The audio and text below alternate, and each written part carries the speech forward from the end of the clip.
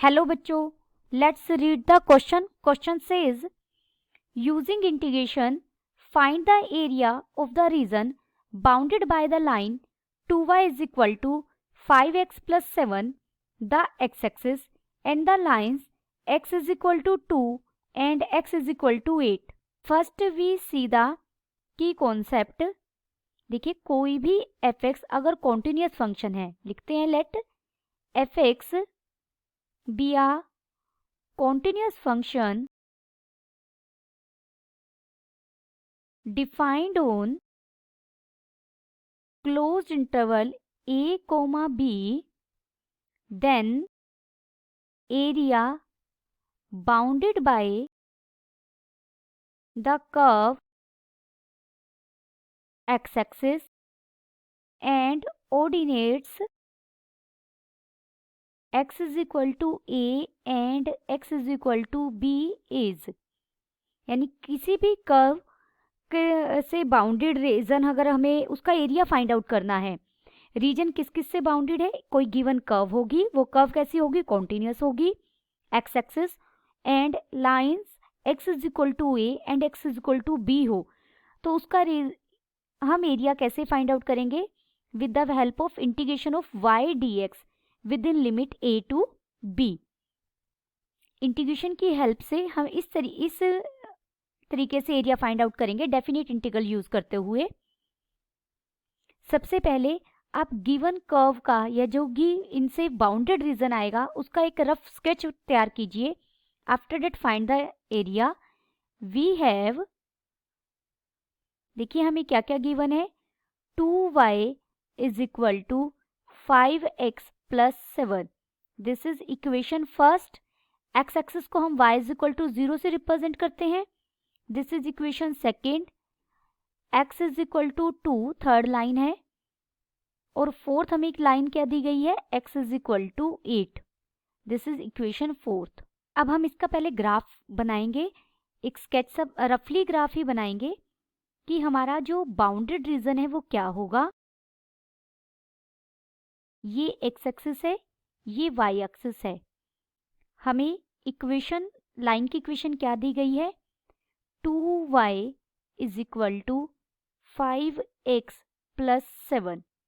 y equal हो जाएगा 5x plus 7 bye 2.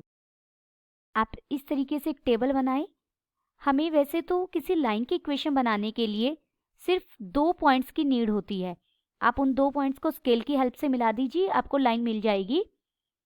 यहाँ x, यहाँ y. अगर हम x को 0 रखते हैं, x को 0 रखेंगे तो y कितना मिलेगा, 7 बाय 2 यानी 3.5.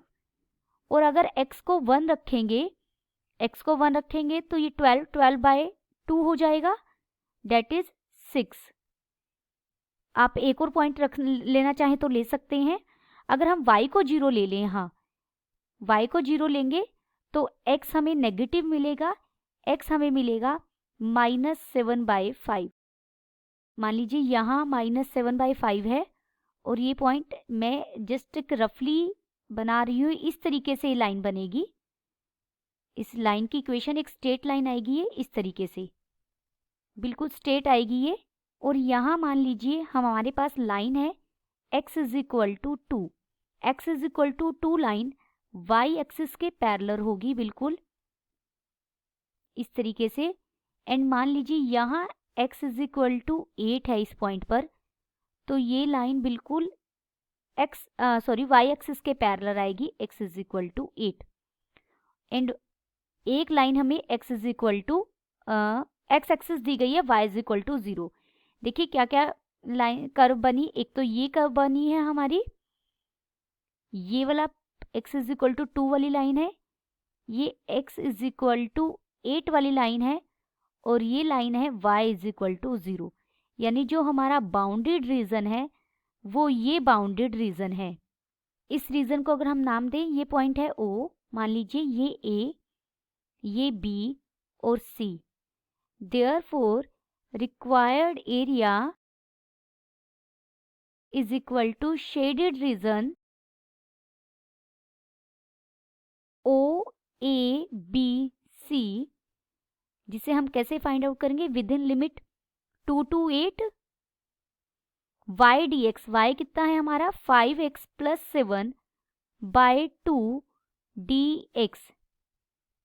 इसे हम इंटीग्रेट करेंगे, देखिए 1/2 तो बाहर आ जाएगा, 2 to 8 लिमिट है और अंदर क्या है 5x + 7 dx। This is equal to 1/2 5x² by 2 plus 7x within limit 2 to 8। This is equal to 1/2 5। x की जगह पहले अपर लिमिट रखेंगे, अपर लिमिट क्या है 8, 8 का स्क्वायर कितना हो जाएगा 64 divided by 2 we get 32 plus 7 into 8 minus lower limit रखेंगे, ये हो जाएगा 10 यहाँ पर और -14।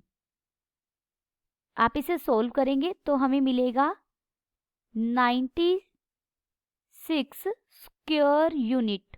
Therefore required area is equal to 96 square units. Then the final answer is required area is equal to 96 square units.